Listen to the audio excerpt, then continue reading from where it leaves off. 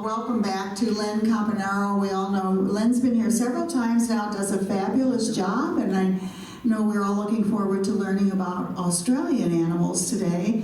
But just standing here talking, we learned a little bit more, and I think this is something we can all kind of put on our cross fingers list, and that is, Len said that there are little individual carts that people can go and use at the zoo to drive around, and maybe we'll work something out with a group from here, but that's something I didn't know about, which makes it a lot easier for some of us who are not as able as Len obviously is, because he hikes up these steps here when he comes. So anyway, thanks for being here. Enjoy, and take it away, Len.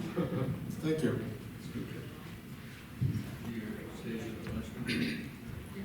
Good afternoon, everyone, and thank you for coming. If you're wondering what you're looking at, you are looking at the Blue Mountains of Australia. This would be in the territory of New South Wales, eastern side of Australia, just a little west of Sydney. And the Blue Mountains get their name because of the blue haze that hangs in the mountains. And that's not a man-made haze. That is a natural occurring phenomenon. And it occurs because of eucalyptus trees, or as Australians call them, gum trees. Gum trees contain a lot of resin oil. In fact, if there's a fire, when we talked about the fires in Australia a couple of years ago, gum tree forest fires burn much hotter than traditional forest fires that you see, that we see about in North America. They burn extremely hot because of all the oil in the trees. In any event, the oil actually atomizes off the leaves in the forest and creates a blue haze.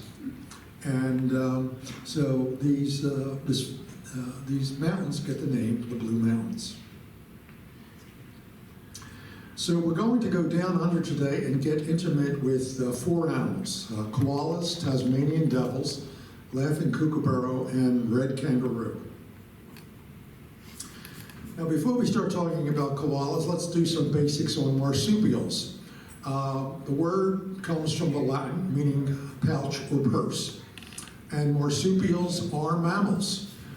They probably make up about 6-7% of all mammals in the world. Most of them are found on Australia and New Guinea. In fact, the larger ones, only come from Australia. And by larger, I mean you weigh 40 pounds or more. You're from Australia. We only have one marsupial in North America, and that's the opossum. And opossums are not relatives of possums. South America has several. They also have an opossum, and they even have a marsupial monkey. And then there's some small marsupials. There are some small marsupials in the South Pacific Islands. Well, one of the questions I like to ask the kids is, how many species of marsupials do you think there are? Do we have any guesses out there from any of the kids in the audience? No? Normally the kids guess between 3 and 10. They start naming off the ones they know. Actually, 349, 12 of which are extinct. And I put pictures of just some of them to acquaint you with them. Starting in the upper left corner, we see the opossum from the Americas. At the 12 o'clock position, a possum. Over in the upper right, a bandicoot. Coming down to the 9 o'clock position, a bilby. Lower right corner, a shrew opossum. At the very bottom, a marsupial mouse. I didn't put any cats up here because I'm going to give you a screen with cats later. In the bottom left is a numbat. Right above the numbat at the 9 o'clock position is Monito del Monte, little monkey of the mountains, found in the mountains of Chile. And that's the marsupial monkey from South America. And in the center is a marsupial mole. I'm also going to show you pictures of wombats and kangaroo and wallabies as we proceed, but just to give you some ideas. So let's talk about some common characteristics about marsupials. Besides the pouch, they're known for what is called epipubic bones or marsupial bones. These are bones projecting forward and that support the pouch, forward off the pelvis that support the pouch. So my next question to the kids in the audience is, does the pouch open on the top or the bottom? Well, the answer is, it depends. It depends whether you're a marsupial that travels upright, like a kangaroo and wallaby, in which case you want the pouch opening on the top, so as you're hopping along at 30 or 25 miles an hour, that actually go 35 miles an hour, you are not dropping your baby out of your pouch, okay? But if you're a marsupial like a koala or a wombat or a Tasmanian devil, where you walk around on all four legs on the ground, you don't want dirt getting in where your baby is. So therefore, your pouch opening is on the bottom as you walk. Now, gestation in marsupials is very short. Depending on their particular species, 12 to 40 days. It's the equivalent in human development of 8 to 12 weeks. In the world of marsupials, there's no such thing as an umbilical cord. When you're born, you're quite underdeveloped. You're going to go into the pouch, and you're going to spend a fair amount of time, anywhere from 3 to 12 months in the pouch. The joey will go into the pouch, and he's typically blind, but he can smell, and maybe has some partially developed arms, and he'll crawl into his mom's pouch and latch onto one of her teats. The teat will swell in the mouth, and the baby cannot disengage.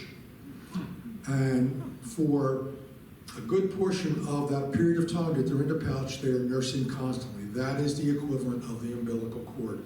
That's where most of the development occurs. Now, brains in marsupials are smaller than placental animals. They're going to have 40 to 50 teeth, and most are nocturnal or crepuscular. In other words, they're active at dawn and dusk. So let's start talking about koalas. First of all, we're not bears, okay? We look like teddy bears, but we have no genetic relations to bears. So, as I always say, please don't call us koala bears. Just call us koalas. Now, a male is a buck, and a female is a doe, and a baby is a joey. All marsupial babies, all 349 different kinds, all their babies are called joeys. The closest relative, the wombat, we see here in the bottom center picture. They actually were one species until about 40 million years ago, and the species diverged. Some animals starting to dwell in the ground, burrowers, which we now, over millions of years, adapted to what we call wombats. And then others went up to the trees and had other adaptations for life in the trees, which we call koalas. Now, there's one species of koalas, and scientists can't agree whether to call them true subspecies or two different groups. I'm not going to try to answer that today. The two groups or subspecies are Queensland koalas, which will come from the northeastern part of Australia. They're typically gray in color, as you see in the upper picture here. Males get to be about 20 pounds. In the southeastern portion of Australia, we have the southern or Victoria koala. And they're brown in color, for the most part. Both have some white dappling. Brown in color with longer fur. And that's basically a climate adaptation, because remember, everything's reversed down there. If you're up north, you're close to the equator. If you're down south, you're getting closer to Antarctica, where it tends to be cooler, the weather. And they're a bit bigger, 30 pounds. Get a little bit more meat on the bone to help you keep warm in a colder environment. Males are typically 50% larger than females. Body length for the animals, 2.5 feet. They have the males have a scent gland in their chest. And you can notice this dark spot here in the middle, and that's where the male scent gland is. And it oozes a brown, sticky substance made up of about 37 different chemicals. And he goes around smearing it all over the trees to mark his territory. And it tells a lot about him, and I'll be talking about that as we go.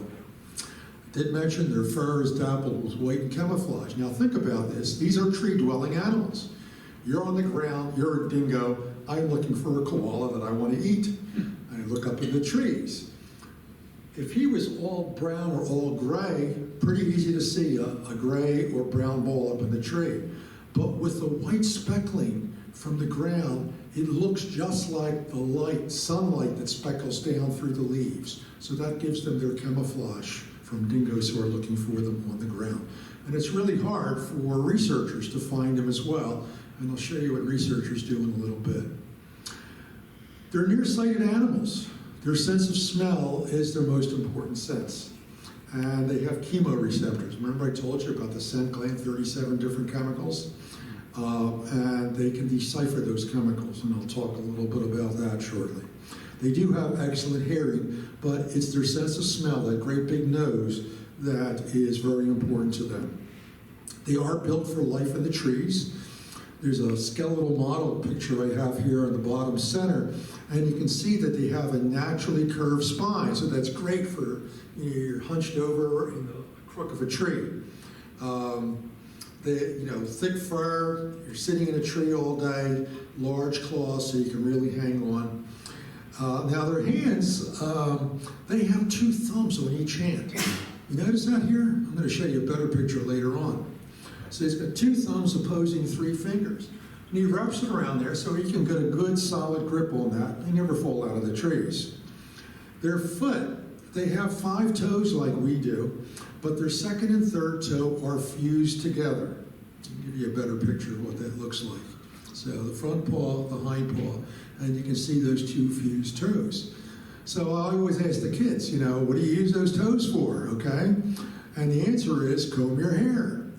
So I used to have fun with the kids, and they'd say, could you comb your hair with your toes? Most kids say no, but I had one little girl one day, she dropped to the ground, pulled her shoe off, and did it. And later found out she was a gymnast.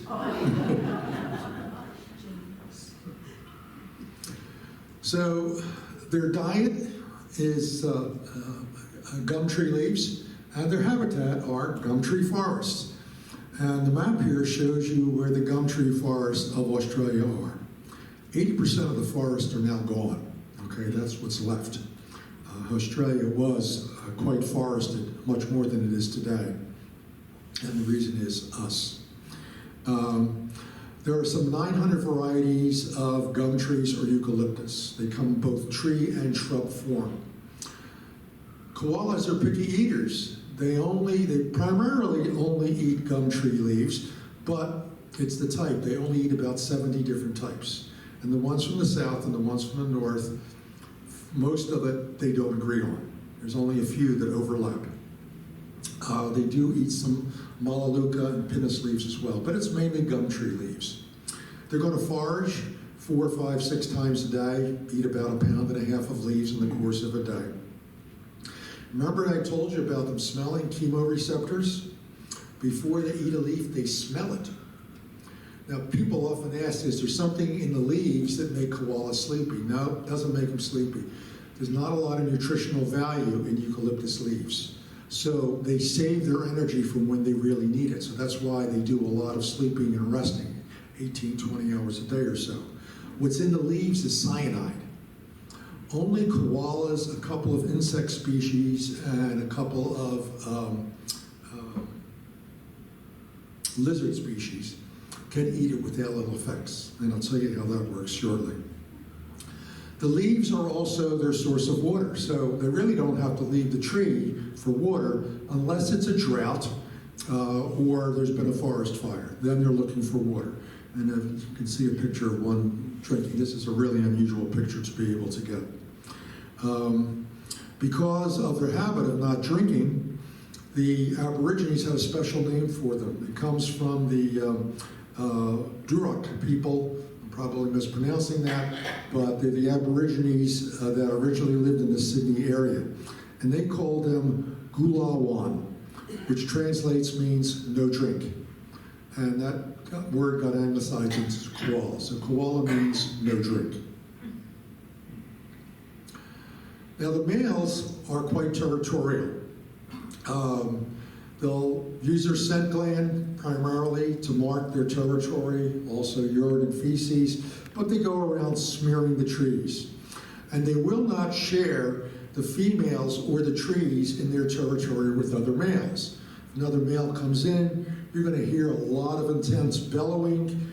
They're going to be scratching at each other, biting, chasing each other around.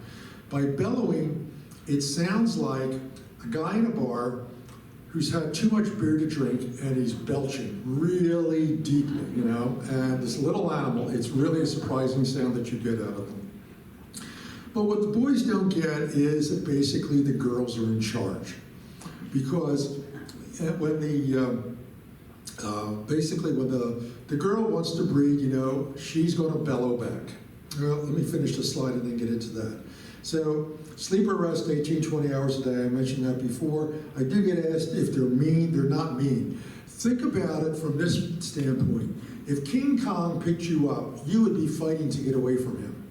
And that's what goes on here. Koalas really don't like being picked up. They're fearful, okay, of this large body picking them up. They're okay with their keepers and so forth. They know they can trust them. They take care of them. They feed them. But they're really not mean. But they do have big claws to protect themselves. They do run, jump, and climb very swiftly. They can go up a tree 150 feet high, and they do it rather quickly. They'll scamper right up. They'll leap between branches, as you can see here. So he's another type of eucalyptus he likes in the next tree. So rather than walking all the way down to the bottom and all the way back up, just jump between the branches. So they do jump. They communicate, scent marking, I mentioned it, different bellows, squeaks, snarls, and so forth. Now, like I said before, most are nocturnal or crepuscular. These are equally active day and night. They're primarily awake when they're hungry. That's what it boils down to. If I'm hungry, I'm going to be awake. Otherwise, I'm going to be sleeping. Primarily stay in trees because dingoes are on the ground, a predator, okay? And try to then just simply jump between trees. If they do have to come down to the ground, I mean, this is a zoo picture. If they do have to come down to the ground, it's usually at night so they can use the shadows of the night as they move around so their predators don't see them as easily. While males don't share, females do. When they will share a tree and will take care of each other's joeys. And we have one female here with 3 joeys riding on her. Now, when I said when the female wants to breed, she's going to bellow, and she's going to sound just like that boy, the guy who's had too much beer to drink. And if she likes him, fine, okay? They'll breed, and you know, he'll then move on his way. If she doesn't like him, she's going to scream at him and chase him down the tree, even though he's bigger than she is. She doesn't want any part of him. What she's doing is she's looking for the male who smells the worst. Remember that scent gland? The female with her great sense of smell can decipher the 37 chemicals and know how old he is, how healthy, how virile. Is he going to give me a good joey or not? Of course, you know, she's going to spend the better part of a year with this joey, investing a lot of assets and time in a very short lifespan. In the wild, it's only like 10 or 12 years. So she's going to give a lot of time to this. So she wants to make sure she gets a good one. Now, gestation is 35 days. They're born the size of a gummy bear. Top picture, right there. That's what they look like when they're born. Very undeveloped, usually one joey. And I threw a butt in there, and I'm going to come back to that butt in a second. So they go into the pouch, where they're going to latch on, and they're going to nurse for the majority of that 6 months. 6 months of age, they're weigh about a pound. They've gotten too big for the pouch. And you start seeing legs getting pushed out, the head peek out. And when it's finally too tight in there, that's when they're going to come out, and that's what they look like in the lower right corner. Okay? Now, for the next few months, all they're doing is sticking their head back in the pouch to nurse. But they're seeing mom eating these green leaves. They want to eat the green leaves. Instinctively, okay, they know they have to do something. And one of the things they need to do is get their immunity from the cyanide from their mother. And when we think about moms passing on immunity, we usually think in terms of mom's milk. Not in the case of koalas when it comes to cyanide. What they do is instinctively, when they're about 7, 8 months of age, they will nuzzle their mother's bottom to get her to defecate. It first comes out like little pebbles, and then it comes out like chocolate pudding called pap. And they eat that for 3 weeks. And that gives them the bacteria in their system to counteract the cyanide for the rest of their lives, okay? And probably for the rest of your lives, you're never going to eat chocolate pudding again. Sorry about that. So, anyhow, by the time they're about a year, they're 7 to 10 pounds in weight. And they're going to leave their mother roughly about 13 plus months. Female sexually mature, 2 to 3 years of age. Male, a little bit longer, 3 to 5. At this point in time, his testosterone kicks in. Now when his testosterone kicks in, that's when he becomes intolerant of other males. So you can have young male koalas together, but you can't have older ones. Let's come back to the buck for a second. I said typically 1. If while she is pregnant with the first joey, she should breed again. Sometimes they do. A second fetus will start to form. When the first one is born and goes into the pouch and starts nursing constantly, development of the second goes into suspension for 4, 5, 6 months, okay? Probably 4 or 5 months, put it that way. When the first one stops nursing constantly, development of the second recommences. It's born a couple of weeks later. Now mom has 2 nursing babies at different stages of development. She produces 2 different consistencies of milk to meet each of the developmental needs of her babies, which to me is one of the most amazing things in nature, or one of the many amazing things in nature. So she could wind up taking care of 2 at one time. Life in the wild, I mentioned that before, 10 to 12 years. Managed care, they live quite a bit longer, 15 to 22 years. And a picture of what the adult is, so you've got a good comparison all the way around. The International Union for the Conservation of Nature classifies koalas as vulnerable, with the population declining, which is 1 level short of being classified as endangered. In the early 1800s, when Europeans first started going to Australia, there were roughly 10 million. Europeans decided they wanted to turn them into goats. And by the beginning of the century, last century, they were down to about 1 million. And by 2014, the IUCN's last official census, there were about 300,000 left. Post fires, remember we had those bad fires a couple years ago, the Australian Koala Foundation, it's not an official number, they estimate about 60,000. Their natural predators are dingoes, owls, and eagles. Owls and eagles basically going after young koalas. The big problem, humans. They were trapped for pelts until 1927 when it got outlawed in Australia. They've lost 80% of the forest area. They have problems with climate change now, the more and more fires. Cars kill about 4,000 a year crossing the road. Just like we see armadillos in the road that get killed, and squirrels, and so many other animals. So that's a real sign that you would see driving. Non-native species, cats and dogs, go after them. You know, if they're living close to a suburban area, or people decide to live close to koalas. And then, oh, I'm sorry, it's lit off the bottom here, diseases from domestic wild livestock. It's believed most koalas in the wild have chlamydia, and it's believed it was contracted from domestic livestock. But there's help, with help from all of us. Scientists work projects in St. Bees Island, which is off the northeast coast of Australia, and in the Blue Mountains, learning things about koalas, studying them, working on some of the solutions for their illnesses and other issues. Vaccine research is ongoing for them. One of the problems with vaccine research is that immunity that they've gotten from their mother to block the toxins from the cyanide blocks the effectiveness of the vaccine, so they have to work around that. For people who want to live close to nature, This was the Koala Beach Estates was the first, basically, one of these new communities that develops. You have to sign a pact about certain things. One, the fences are going to have a foot clearance off the bottom, so a koala can't get trapped in there by another animal and can't get away and gets killed. There's got to be a walking rail atop the fence. Speed bumps throughout the community. You also have to agree you won't have cats or dogs if you want to live close to nature. So, and these are popular places now. Accredited zoos help fund a lot of these programs. I have one of the research dogs there, a picture in there.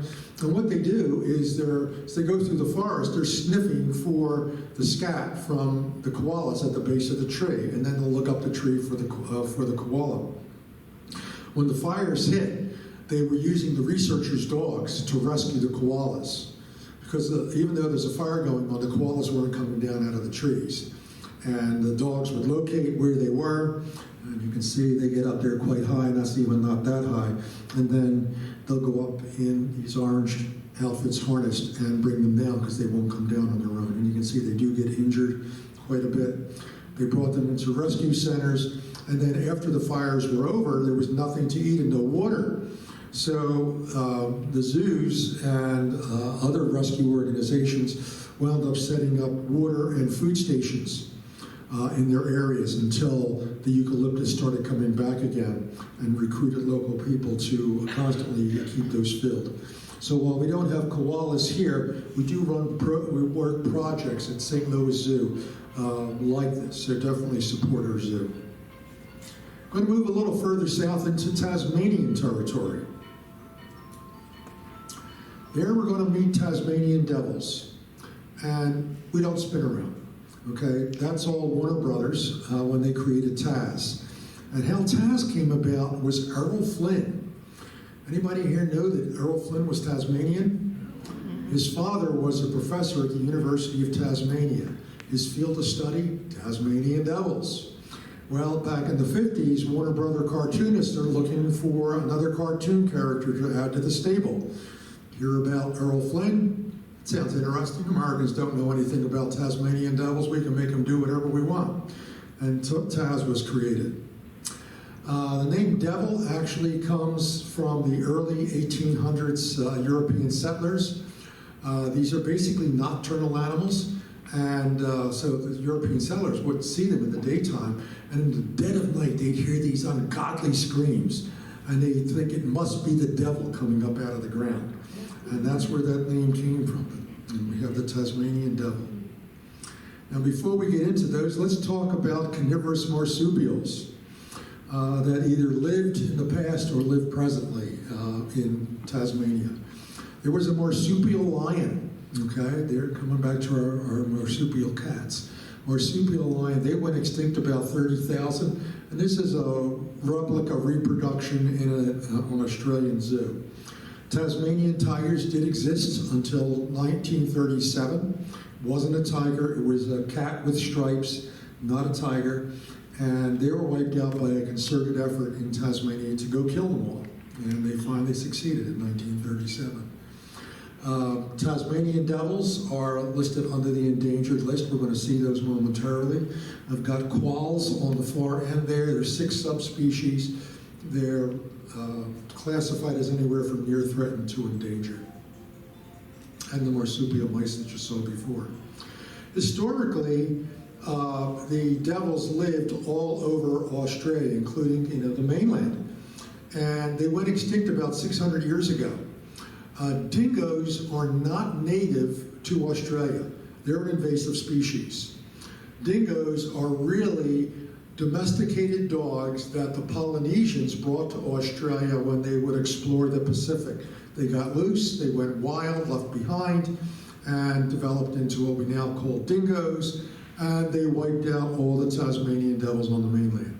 The Polynesians never found Tasmania, so that's why they didn't get wiped out there. The modern range for the animal is Tasmania and Robbins Island off Tasmania. They like gum tree forests, okay, like koalas, woodlands, coastal scrub. They're not territorial, okay? But they do sort of have a home range depending on the amount of food to eat, anywhere between 2 and 10 square miles. They like to live in old wombat burrows and caves. And they'll usually have a prime one where they're going to be breeding, and then shelter ones around their territory if they're getting chased by a predator that they can get away from them. Males, 20 to 30 pounds. Females, about 2/3 of that size. 2 feet in length, 10-inch tail. A really thick tail on a Tasmanian devil tells you that the devil is very healthy and is well fed. If it's a thin tail, they're sick, they're not eating. They have a really heavy skull with massive jaw muscles. They can open their mouth 80 degrees, okay? It's a little short of 90, okay? 80 degrees. Humans only 25 degrees. 42 teeth there. They can actually crunch through bones, and they eat bones, okay? With just a couple of exceptions. Usually black or dark brown in color with a white chest and rump. Notice the ears, they're very thin with a lot of blood vessels, and they'll flash red, really deep red, when they're going to get into a fight. Whiskers are long, basically for nighttime navigation. They're nocturnal, but they like sunbathing. And notice in this one, this is a good picture. Look how thick that tail is on that, to make my point about the thick tail. They are primarily opportunistic scavengers, but they are predators. They primarily prefer to run rather than to fight. They won't attack humans unless they're cornered. They are good tree climbers and swimmers. They tend to be shy and solitary, which is why the Europeans never saw them, between them being nocturnal as well, other than mating, mother with their young, and feeding. And the problem is, though, what the Europeans were hearing is when devils find a dead carcass, they do that ungodly scream. And that is to call all their neighbors to come to the feast. And that's what you see going on here. Share the goods that they found. But there's a problem with that. And the problem is that when they're close to each other like that, if you get a little too close, you can give me my elbow room, I'm going to nip and bite you. Devil facial tumor disease. It is a transmittable cancer. Cancers aren't transmittable. In this case, it is. Its cause is undetermined. It was first detected in 1996, and it's fatal in 12 months. And you get these large tumors on the face. And it's transmitted basically during these feedings and at breeding time. It's infected 80% of the range. Now, vaccines are in test, but they haven't, the last I read, they hadn't come up with anything that firmly know this is going to take care of it, but there's been a lot of research on this. Their diet, as I said, they basically are scavengers. Anything that's dead, they're going to clean up. So they're Mother Nature's cleanup crew, which is very helpful to the environment. But they go after lizards, snakes, wallabies, wombats. This animal, 20 or 30 pounds, is taking on a 65-pound wombat and killing it and eating it. Okay? They consume everything except the skin and large bones, like the skull and the pelvis of the prey that they've caught. They're only eating once every 3 to 8 nights, and at that time they're going to eat about 40% of their body weight in a given meal. They tend to breed in the month of March, okay, coming into the winter time. The female prefers to breed with older males, and that's kind of hard with the short lifespan they have. Gestation is 31 days, a little bit shorter than the koala. The size of the joey when it's born is the size of a large grain of rice. There are 4 joeys on a 20-cent piece from Australia, to give you an idea. When she gives birth to as many as 40 joeys at a time. Okay, so that's 40 grains of rice, but she only has 4 teats. The first 4 joeys to get to her teats, they're the survivors. The other 36 die. So life is tough as a Tasmanian devil from the get-go. Pouch time for this animal is about 3.5 months. Same thing, get too big for the pouch, you come out, there's a youngster shortly after emerging from the pouch. They look rather cute. Weaned at 6 months, sexually mature between 1 and 2 years. Life in the wild before devil facial tumor disease was only 3 to 4 years. Now it's 2 to 3 years. Okay? Life in managed care, they make it to about 7 or 8 years. They're classified as endangered. Population between 10 and 25,000. They're still hunted in some areas. They still plagued by invasive species, dogs and foxes, which would be the equivalent of a dingo on the mainland. Problem for them is cars in particular. Devils are attracted to roadkill. So they're out there eating and suddenly they become more roadkill. But the biggest problem is devil facial tumor disease. There is hope. Insurance populations have been set up on an island dubbed Devil's Island with 4 colonies that are healthy. There's disease suppression efforts where they try to catch infected devils and euthanize them. There are a couple of different vaccines and treatment protocols in place, and it's not a vaccine to reverse the cancer, it's to inoculate you from getting the cancer, is what they're doing. AZA zoos help provide funding for this, where for zoos that do have them. While we don't, again, we've got other programs in St. Louis that we do provide funding for programs like this for other animals. So again, support the zoo. A few fun facts before I leave the devils. They smell like wet dogs. A male is called a dog. Female is a vixen. Yes, the babies are joeys, but they're the only marsupial baby that's also called an imp. Okay. And, oh, by the way, they can bite through metal. So you don't want one as a pet. Okay, let's move on to kookaburras. Kookaburras are kingfishers. They're the largest of the kingfishers. There's 5 species of kookaburras, 2 from Australia, the laughing kookaburra and the blue-winged kookaburra. And you can see the blue-winged has that, the males have that blue tail, the female's a little bit more muted, a lot more blue on the fur, on the wing there. But the other distinguishing thing, if you've got a female who's might be not as colorful, is when you look at the laughing kookaburra, notice the black band, the heavy black band coming back from the eye. That is unique to a laughing kookaburra. So laughing kookaburra, also known as the Bushman's alarm clock, and they're going to wake you up at dawn. It's a territorial ritual. They're very territorial birds. The entire family gets up at dawn. They fly around. They do somersaults all over their territory, singing their laughing song. No 2 kookaburra families have the same laughing song. They're all unique. Scientists have actually tested whether or not they really truly are territorial and they won't go out of their territory. They put food just beyond their territorial boundary. Birds won't go after it. That's my neighbor's. I'm not going to touch it. No, that's for my neighbor.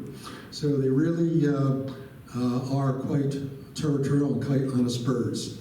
The Aborigines have a legend about them.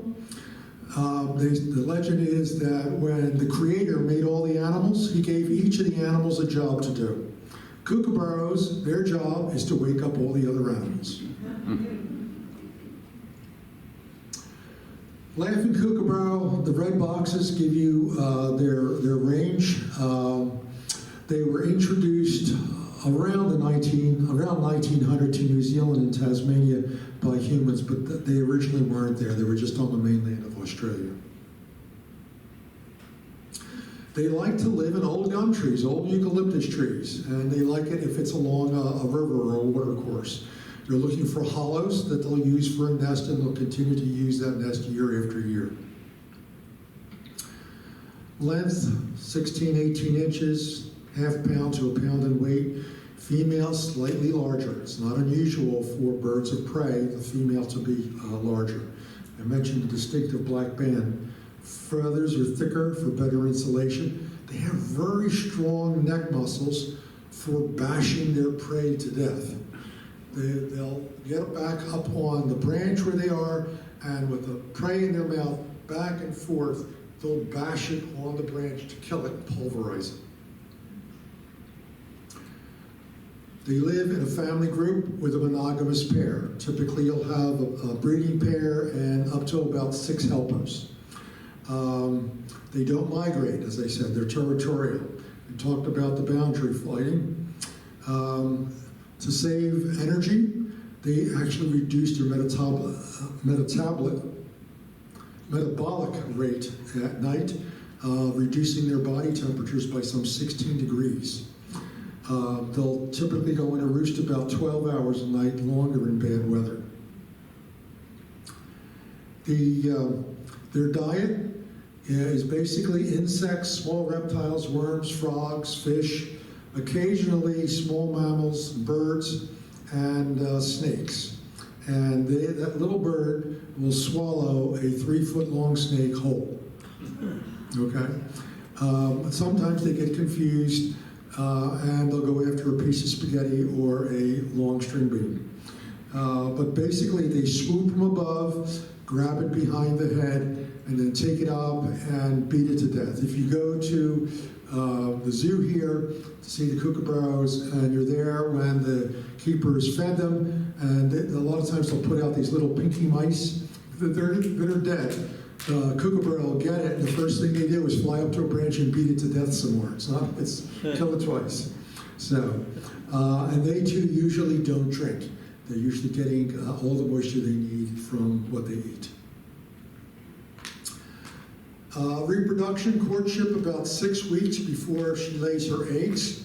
The males and all the young are helpers in feeding the female while she's in the nest, and then helping to take care of incubation as well, giving mom a break on that, as well as then feeding the chicks. What's interesting is usually they're laying their chicks in the spring, 3 eggs, or laying their eggs in the spring, 3 eggs, usually 1 to 2 days apart. The first egg, 75% of the time it's a male. The second egg, 75% of the time it's a female, and the third egg is a toss-up. Okay, and then the whole family, as I said, helps incubate the eggs and then feed the chicks. The male helpers will stay for 2 seasons. The females only 1 season before they move on to start breeding and having a family on their own. A lot of competition for food, even though you've got everybody feeding you. And the third chick is usually the runt of the litter, and the older chicks oftentimes commit siblicide. So the survival rate for the third chick is usually less than 50%. They fledge in about 36 days and then can fly, maturity about a year.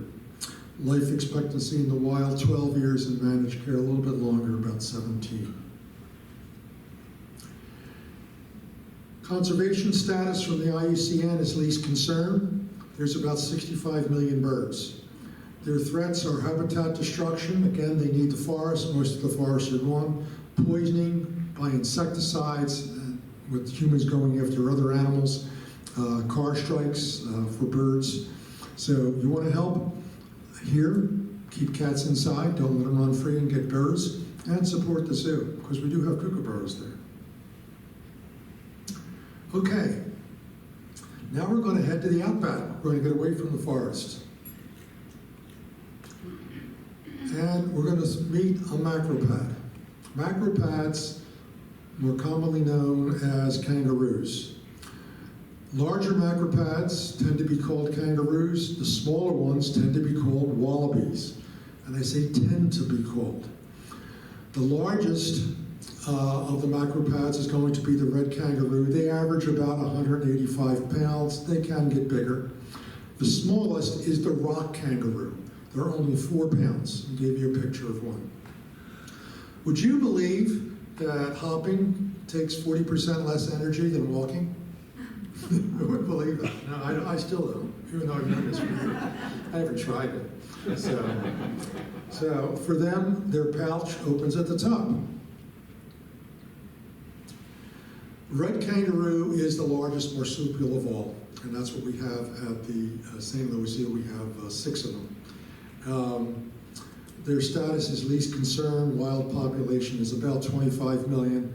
They basically cover the plains and sparsely wooded areas of Australia, so you can see they've got quite a large range. Males can be as much as 200 pounds, females about 86. Males average about 5 foot, but they can be over 6 feet tall, 40-inch long tail. Males have that reddish-brown coat. The females typically do not, although we have one at the zoo that's an exception. Typically, the females are bluish-gray in color. Males are called a boomer or jack. Females are called blue flyers or Jill. You can easily, if you've got a mix of kangaroos, other species of kangaroos, the easy way to tell if you're looking at a red kangaroo or not, even if it's a female, is to look for the black and white stripe that they have down near their nose, and that distinguishes them. They basically are active early in the morning, late at night, or completely at night. They usually like to live in groups, usually 2 to 4, but they're known to as many as 1,500. Okay, you really get run over by that mob, and that's what a group of kangaroos is called, a mob. Typically moving along, red kangaroos at 35 miles an hour. A forward horizontal jump is 25 feet, and they'll be 6 feet off the ground when they're doing that. They have rather sharp claws and really good-sized teeth, and they use those to defend themselves against predators. Dingoes often go after them, and what they will do if a dingo's after them and they're near a body of water, they lead the dingo towards the body of water. And they're really good in water. They can swim, and they will drown the dingo. And that's how they defend themselves against the dingo. So typically during the day, they're resting from the heat of the sun.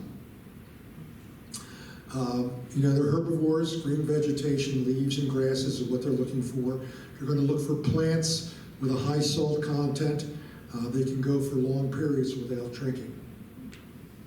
And they're going to get most of that moisture that they need from the plants they eat. They do kickbox, and that's usually between males when they're fighting on who's going to breed with the female.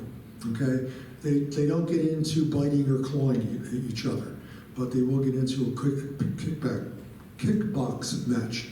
Gestation, close to that of a koala, 33 days, similar baby size, the size of a lima bean, one joey. They're in the pouch for 9 months. A female in this case, remember I talked about the koala? She's got 2 at the same time. A female in this case can have 3 joeys at once, okay, even though she's giving birth to 1 at a time. And I'll come back to that in a second. Maturity is about 18 months. When you get to that 9-month period, you're starting to get too big for the pouch, but you're not finished nursing. So you're going to stick your head back in the pouch to nurse, and that's what you see going on there in the lower corner. And that's what you see there in the middle picture. We do have a female at the zoo right now that has a baby in a pouch. Life in the wild, about 22, a little bit longer in a zoo. Now let's come back to this point where I said she could be caring for 3 joeys at once. In her case, once her first joey is born and crawls into the pouch, 2 days after it's gone into the pouch and latches onto the teat, she could breed again. If she breeds again, we get that period of suspension when it comes out of the pouch and is ready to be out on its own. The second one develops. It goes into the pouch, okay, and it's nursing. So now she's got 2 babies, different stages of development.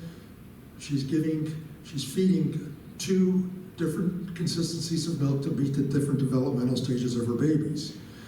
When the second one, now in the pouch nursing, 2 days after it's gone in, she could breed again. So then she's got the third one that's in suspension. Okay, so she could, in her lifetime, could just about be perennially pregnant or having a joey in her pouch as a female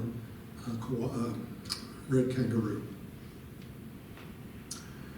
Their threats for their continued existence basically are habitat loss, not as bad as koalas, climate change from fires. They are hunted as food because their meat is very lean, and they are hunted for their skins. They're sometimes shot by farmers as pests. And then they have competition with livestock for water.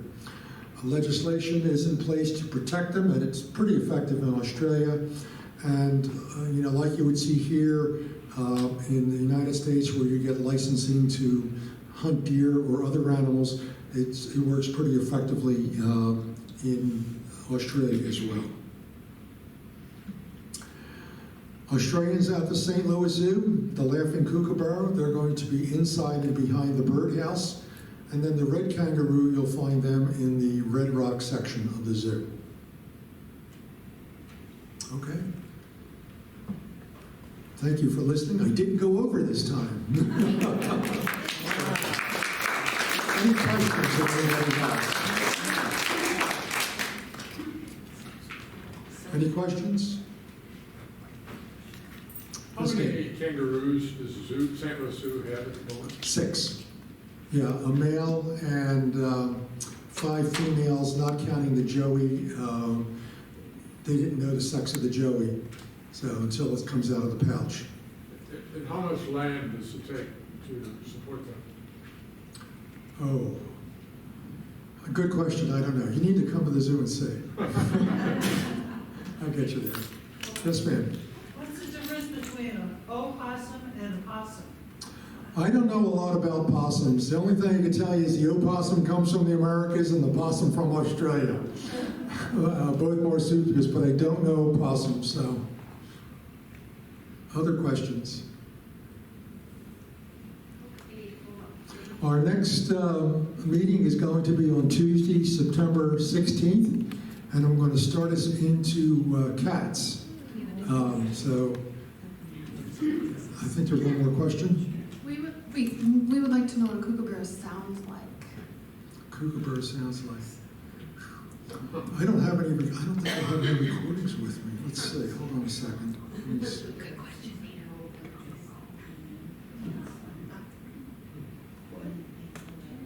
Oh, wait a second. Maybe we're going to get lucky. Let me get my sound all the way up. Here we go.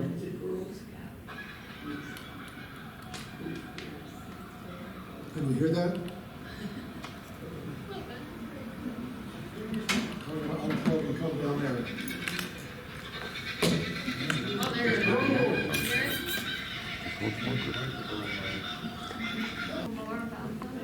More about dingoes. Yeah, other than they were wild dogs from the Polynesians, again, I don't know much about dingoes, so, but they're very predatory. Is it a big population? I don't know. I'll research and get the answer for next time. Do they look like a wolf? No, they look like a dog. They look like just a dog. It's not a wolf. They're not a wolf. They look like a dog. I wish we had made out a schedule and we would check it out and we would get a certificate that we've come to school. Right. with They've this learned all knowledge about of the man. animals. Yeah, today and the other times and the dates to come, September 16th. Len, you're amazing. I can't imagine all the knowledge you've accrued on animals. I mean, and this was not your occupation. No, it wasn't. This is something you do. Yeah. So, Are you working with children at the zoo? oh, yes. Oh, you have classes? No, I work in different parts of the zoo, and as they come up to that animal, I talk to them about the animals. And I'll tell them different stories about, I try to, depending on the age of the child, I try to make the stories, age appropriate. Like Saturday, I was having a lot of fun. I was at the Talkins, and I don't think I've talked to you about Talkins. Have I? No.